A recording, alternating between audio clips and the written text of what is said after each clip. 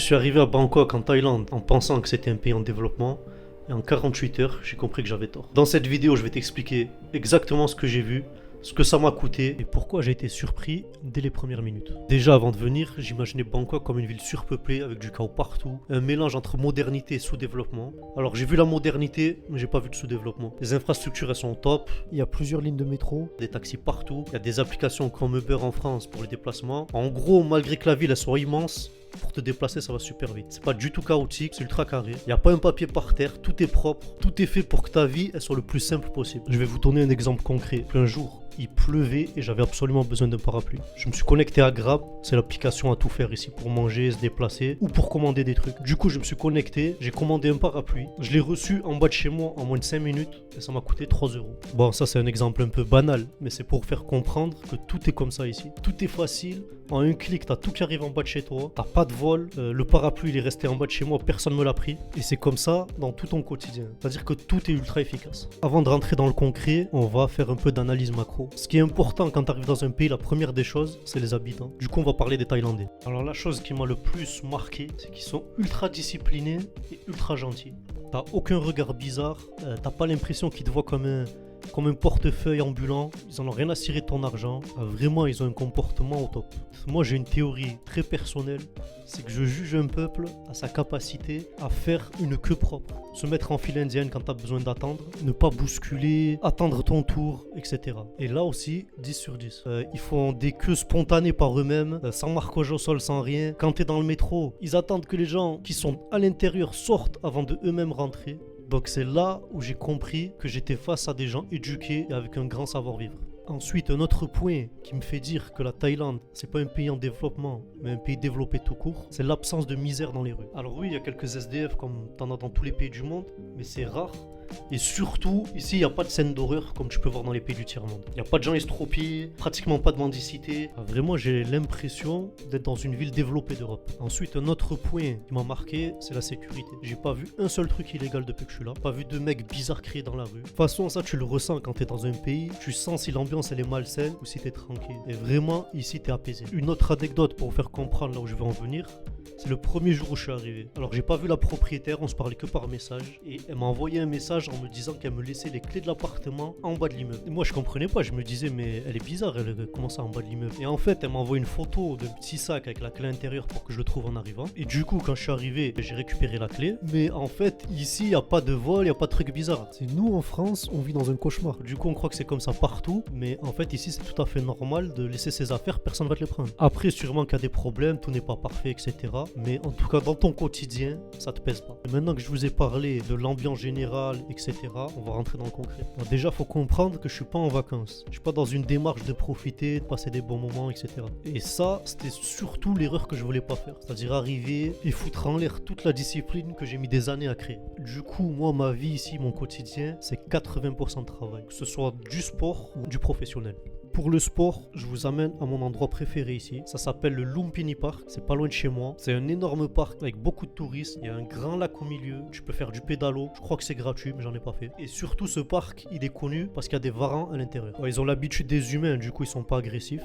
Et c'est là où tu vois qu'un truc tout simple, ça peut booster le tourisme. Parce que les gens, ils viennent vraiment de partout pour venir ici pour voir les varans. Moi, je viens ici tous les jours, mais c'est pour faire du sport. Parce qu'il y a un endroit pour faire du street work. Et la salle de sport de mon immeuble, elle est pas ouf. Elle est pas bien équipée. Mais je vous montrerai après ça. Du coup, c'est pour ça que je viens ici au moins une fois tous les 2 jours. À part ce parc, t'as des malls partout à Bangkok. J'en ai fait une dizaine et j'en découvre des nouveaux tous les jours. Il y a des endroits, t'as 3, 4, 5 malls posés côte à côte. Pour ceux qui aiment faire du shopping, je crois que c'est l'un des meilleurs endroits au monde. T'as des malls entiers, mais à l'intérieur, c'est que de la contrefaçon. T'en as, c'est que de l'ultra luxe. T'en as, c'est que des locaux qui y vont. En fait, t'en as pour tout le monde. Après, moi, j'aime bien y aller de temps en temps, mais c'est pas vraiment mon délire. Au niveau des activités à Bangkok, t'as tout ce que tu peux imaginer. Bon, déjà, c'est connu mondialement pour les massages. Ça, t'en as dans toutes les rues. Ensuite, t'as toutes les autres activités que tu peux trouver partout, que ce soit du bowling, du golf, du karting, tout ce que tu peux imaginer. Après, bien sûr, t'as tout ce qui est rooftop. Tu peux boire des verres dans des immeubles au 50e étage, tu vois toute la ville. T'as les visites de temples et autres lieux culturels, on va dire. Donc vraiment à ce niveau-là, tu vas pas t'ennuyer ici. Si tu veux, tu peux faire un truc nouveau tous les jours sans jamais refaire la même chose. Maintenant, on va passer à la partie la plus importante, la nourriture. Alors déjà, il faut savoir qu'il y a pas mal de musulmans en Thaïlande.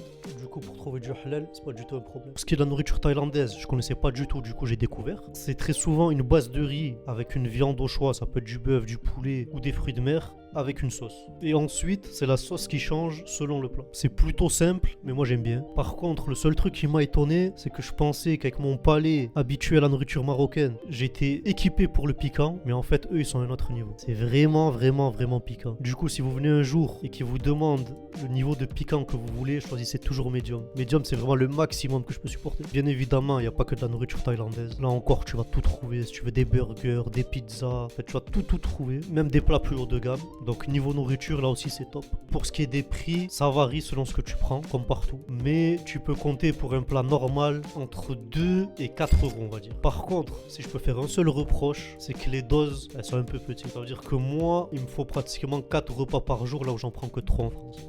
Après, mon objectif, c'est pas de devenir obèse. Donc au final, peut-être que c'est pas plus mal que les doses soient plus petites. Alors pour le logement, moi j'ai pris une chambre dans un condo. Un condo, c'est un grand immeuble qui réunit plusieurs espaces communs. On retrouve une piscine, qui est vraiment pas mal je trouve. Elle est au 15e étage je crois. On retrouve aussi une salle de sport. Et c'est pour ça justement que je vais au parc pratiquement tous les jours. C'est parce que la salle, malgré qu'elle soit pas mal, il n'y a pas tous les poids qu'il faut. Alors je suis pas un grand bodybuilder, hein, mais c'est vraiment petit. C'est-à-dire que le plus gros poids qu'il y a, c'est 13 kilos je crois. Donc c'est bien, ça dépanne, mais des fois il faut plus. Donc comme vous le voyez, c'est une chambre assez simple. J'ai ma salle de bain privée, c'est ce qui m'importe. On a un lavabo avec une douche. Une cuisine, si tu veux cuisiner, mais franchement avec le prix des plats ici, je crois que c'est plus rentable de manger dehors tous les jours que de faire la cuisine. En tout cas, moi je l'ai pas utilisé. On a un petit balcon avec une machine à laver et le petit bureau pour travailler. La chambre, elle est pas trop mal. En tout cas, pour moi, ça me suffit largement. Ça dépend de chacun. T'en as, ils voudront un truc plus luxueux. T'en as, ils voudront même moins que ça. Donc ça, c'est vraiment chacun qui se le voit. En ce qui concerne le prix, il faut savoir que cet appartement, je l'ai pris sur Airbnb. Donc j'ai pas fait 40 ans de recherche. J'ai trouvé ça assez rapidement. Et du coup, en comptant toutes les charges, c'est-à-dire l'eau, l'électricité et internet, je paye 600 € par mois. Donc dites-moi ce que vous en pensez. Moi, quand je compare avec ce que je payais en France, je payais exactement pareil. Je payais 600 € par mois. Mais j'étais dans une toute petite ville dans le sud. J'avais pas de piscine, j'avais pas de salle de sport. Là, je suis dans une ville de 10 millions d'habitants, dans une capitale. Donc c'est 1 million de fois plus rentable, je trouve. Alors j'ai noté toutes mes dépenses depuis que je suis arrivé, absolument tout, c'est-à-dire nourriture, transport, logement, activité, etc. Aussi, il faut prendre en compte que ce coût de la vie, il est adapté avec mon style de vie à moi, c'est-à-dire on n'a pas du tout tous le même style de vie. Je suis une personne seule. Je sors pas beaucoup, je suis pas le genre de mec qui aime faire 40 activités par jour, etc. Par contre, il y a des trucs sur lesquels je me prive pas, comme la nourriture. C'est-à-dire que la nourriture, je mange absolument tout ce que je veux. Je suis pas là à faire des calculs chinois pour économiser des miettes. Et même pour les activités, en vrai, c'est pareil. Quand j'ai envie de faire un truc, je le fais. C'est juste que je ressens pas ce besoin d'en faire tout le temps. Du coup, pour un mois de vie ici, en vivant bien, sans être fou, mais bien, j'en ai pour environ 1245 € par mois. Je vous affiche le détail dans l'écran. Personnellement, je trouve ça très correct. C'est 2 fois moins que ce que je dépensais en France tous les mois, sachant que je passais les 3/4 de ma vie au travail. Donc là, en étant totalement libre, donc avec beaucoup plus de temps et donc avec des possibilités de dépenses plus grandes, je dépense 2 fois moins. Pour un confort qui est mieux, pour une ambiance qui est meilleure et pour une vie qui est plus douce. Du coup, si je devais tirer un bilan de Bangkok et de la Thaïlande plus généralement, ça serait 10 sur 10. Vraiment, je cherche des défauts à dire pour la vidéo, etc. Mais j'en trouve pas. J'ai beau réfléchir, je vois pas il y a quoi qui m'a énervé ou embêté, il n'y a rien du tout. Les gens sont gentils, la vie elle est pas chère, le pays il est ultra développé, ils vivent dans le futur par rapport à la France et tout est fait pour la performance. Si tu cherches à développer tes projets, tout est optimisé ici pour que tu y arrives. Si vous hésitez à venir en Thaïlande pour vous expatrier ou même en voyage, ben franchement n'hésitez plus parce qu'il n'y a absolument rien qui est un frein à venir ici. Voilà, je pense que je vous ai tout dit. Si vous avez des remarques, n'hésitez pas à me les dire aussi, ça peut m'aider à progresser. Si vous appréciez ce genre de contenu, il y a plein d'autres vidéos qui arrivent, on va faire d'autres pays, d'autres villes. Donc n'hésitez pas à vous abonner.